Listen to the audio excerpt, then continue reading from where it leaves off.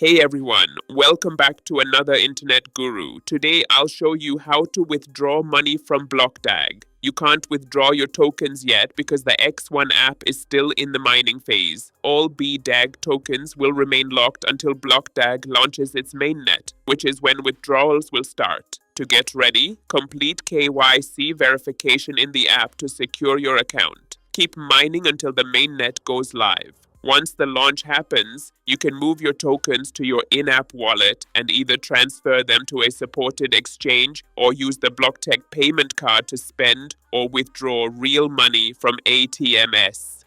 Until then, just keep mining and wait.